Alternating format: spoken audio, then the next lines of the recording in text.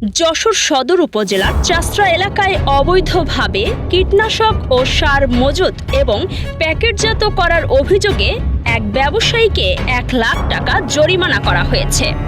রোববার দুপুরে চাষড়া ঢাকা রোডে মৎস্য গবেষণা ইনস্টিটিউটের সামনের একটি বাড়িতে র্যাব, জাতীয় ভোক্তা অধিকার সংরক্ষণ অধিদপ্তর এবং উপজেলা কৃষি অফিস যৌথভাবে এই অভিযান পরিচালনা করে। যশোর শহরের চাষড়া নামক জায়গায় আমরা গোপন তথ্যের ভিত্তিতে জানতে পারি যে এই এলাকায় এই ধরনের ভেজাল প্রোডাক্ট উৎপাদন করা হয়। সো এই তথ্য পাওয়ার পরে আমরা জেলা সদর ভোক্তা অধিদপ্তর ওনাদেরকে ইনফো করি এবং উপজেলা শিক্ষা অফিসার ওনাদেরকে ইনফো করি এবং যৌথ একটা অভিযান আমরা পরিচালনা করি। অনেক কেমিক্যাল পাওয়া গেছে এখানে আনরেজিস্টার্ড অবস্থায়। এখানে আমরা ভোক্তা অধিকার সংরক্ষণ অধিদপ্তর, আমরা র্যাব 6 অধিদপ্তর এখানে আছেন। আমরা যে হিসেবে যেটা পেয়েছি এখানে অনেকগুলো কেমিক্যাল যেখানে কৃষকের ক্ষেত্রে ব্যবহার করা হয়, কিন্তু কেমিক্যালগুলো মেয়াদ উত্তীর্ণ অবস্থা পাওয়া গেছে এবং লেবেল খুলে ফেলছেন ওনারা।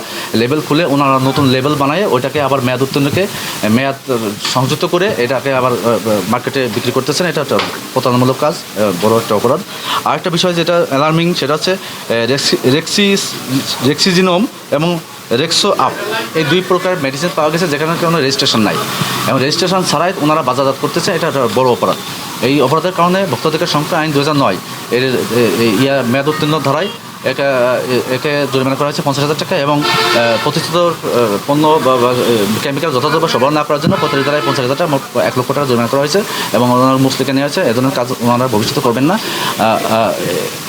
করবেন না এবং এখন থেকে ওনারা মনিটরিংয়ের মধ্যে থাকবেন। এখানে অবৈধভাবে তৈরি হচ্ছে বিভিন্ন বালাইনাশক যেগুলো কৃষকদের ক্ষতি করছে। অর্থাৎ আমি দেখলাম যে রেজিস্ট্রেশনগুলো আছে সেই নামে আমি প্রোডাক্ট ওইখানে দেখলাম না, যে নামগুলো পাইছি সেগুলো আবার এপি নাম্বার মিলে না। অর্থাৎ এটাকে আমরা বলতে পারি যে অবৈধভাবে তৈরি হচ্ছে। অভিযানে নেতৃত্ব দেন র্যাবের কোম্পানি কমান্ডার মেজর ফজলে রাব্বি প্রিন্স।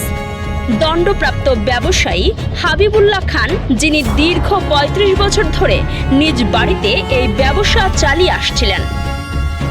অভিযানে তার বাড়ি থেকে বিপুল পরিমাণ মেয়াদ উত্তীর্ণ কীটনাশক, সার, খালি প্যাকেট, বোতল এবং লেবেলবিহীন পণ্য জব্দ করা হয়। জানা গেছে গত 3 বছর ধরে তার ব্যবসার লাইসেন্স নবায়ন ছিল না। এছাড়া কোনো অনুমোদন ছাড়াই সেখানে পণ্য প্যাকেটজাত করা হচ্ছিল।